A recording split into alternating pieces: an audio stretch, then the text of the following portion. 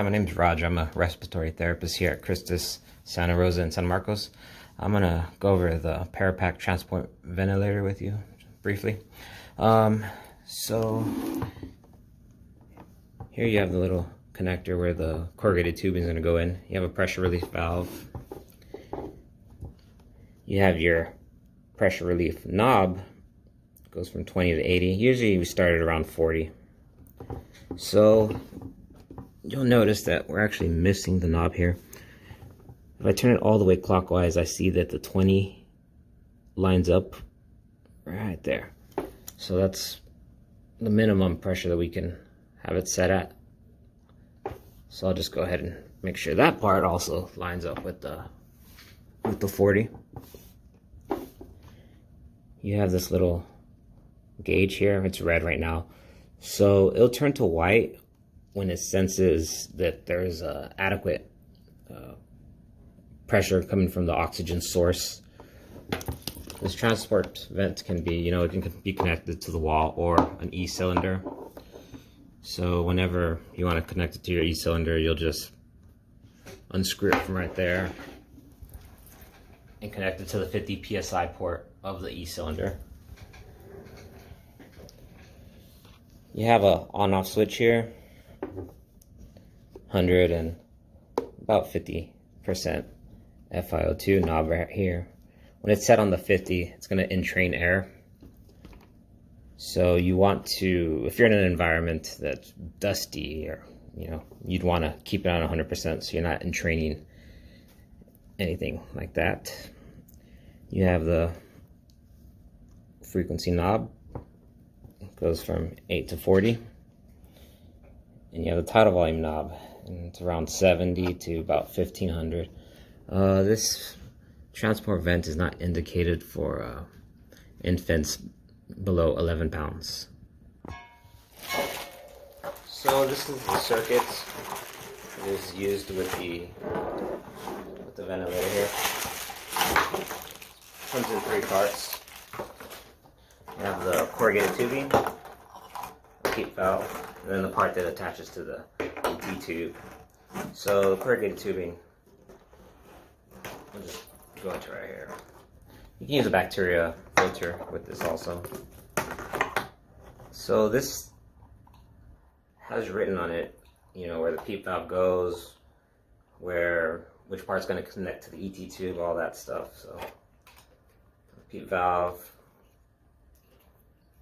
it's the same type that you'll find with the ambu bag. You can keep it at 0 or set the PEEP all the way to 20. We usually start like at 5.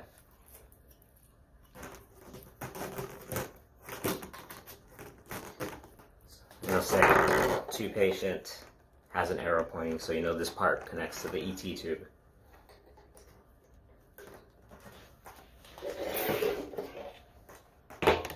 So you'll want it connected to the oxygen source before you connect it to the patient.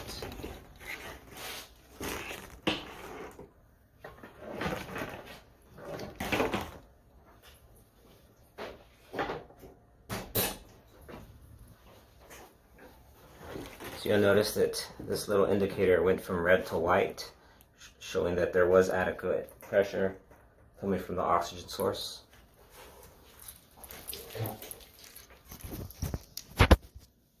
So to turn it on, just turn the dial.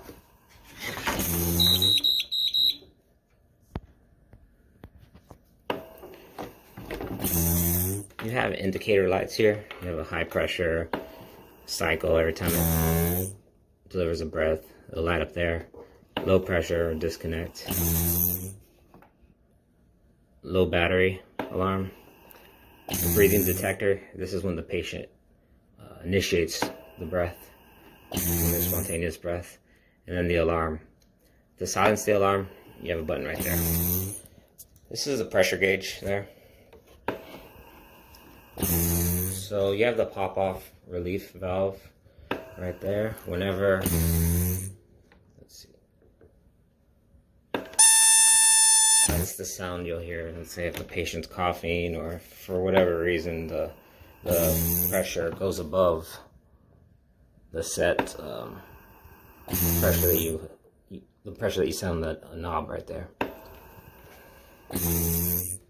So if it's alarming and alarming, you can silence it and correct the problem, you know, see what's causing that.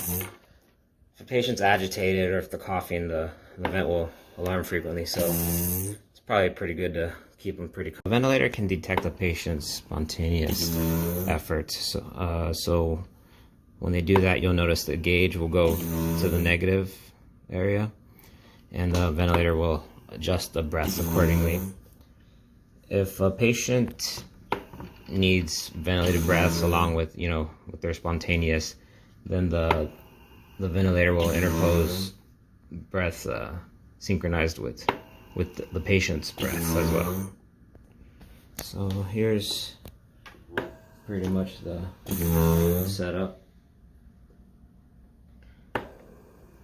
So the control variable being used here is volume control, which means you set or control the patient's tidal volume.